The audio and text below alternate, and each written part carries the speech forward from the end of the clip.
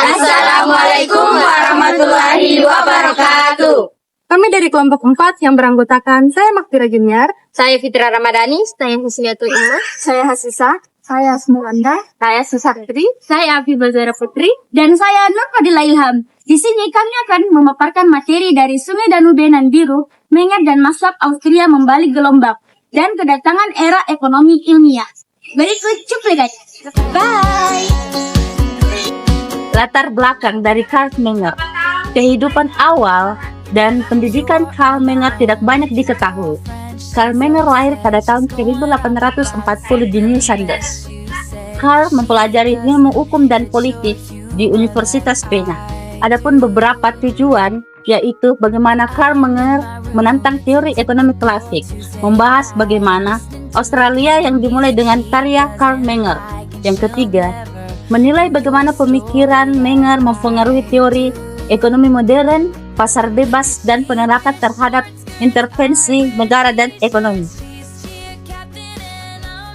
Karl Menger, pendiri mazhab Austria, fokus kunci dalam resolusi marginal bersama Jeffords dan Walras.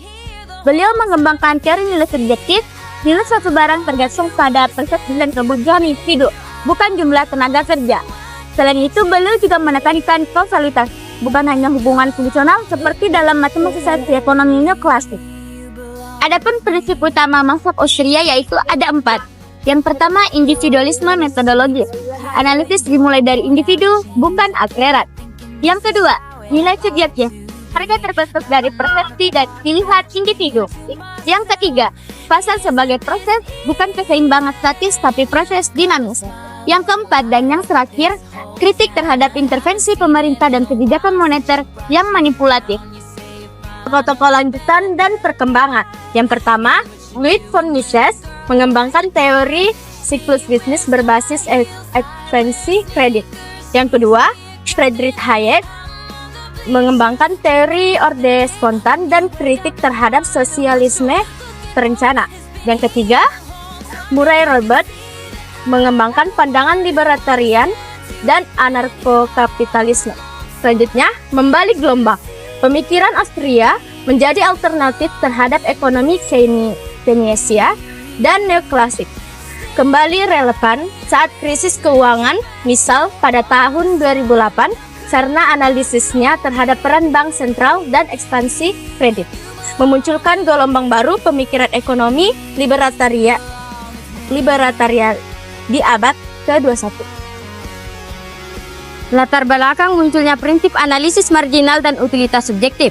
Munculnya prinsip analisis marginal dan utilitas subjektif pada abad ke-19 mengubah ekonomi politik menjadi ilmu yang lebih objektif dan terukur, mirip dengan matematika dan fisika, guna melepaskan label ilmu suram serta melawan ideologi Marxis dan sosialis. Adapun tujuan utamanya, yang pertama yaitu mengilmiahkan ekonomi berbasis data dan riset, bukan sekadar asumsi. Yang kedua yaitu transformasi metode, membedakan ekonomi modern dari klasik melalui observasi empiris. Dan yang ketiga yaitu dampak praktis, yaitu menerapkan pendekatan ilmiah untuk kebijakan pembangunan, sosialisasi masalah nyata di masyarakat.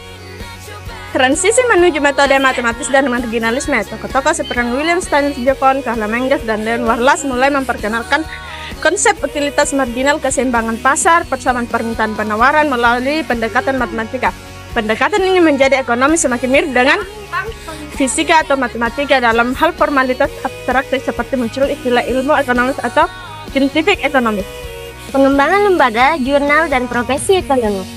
Pada periode ini, mulai terbentuk institusi akademis dan jurnal khusus ekonomi yang memperkuat profesionalisme ekonomi sebagai ilmuwan sosial. Pekerjaan ekonomi tidak lagi hanya sebagai pemikir moral atau penasihat kebijakan saja, tetapi sebagai ahli teori yang menggunakan metode ilmiah. Adapun pergeseran fokus dari masalah produksi ke alokasi dan distribusi dengan perangkat analitis baru. Ekonomi klasik sebelumnya banyak berfokus pada produksi, misalnya teori nilai kerja, teori keuntungan dan kapitalisme industri. Dengan munculnya ekonomi ilmiah, muncul perhatian yang sistematis terhadap mekanisme pasar, yang melihat bagaimana harga terbentuk, bagaimana alokasi sumber daya, dan bagaimana distribusi berlangsung.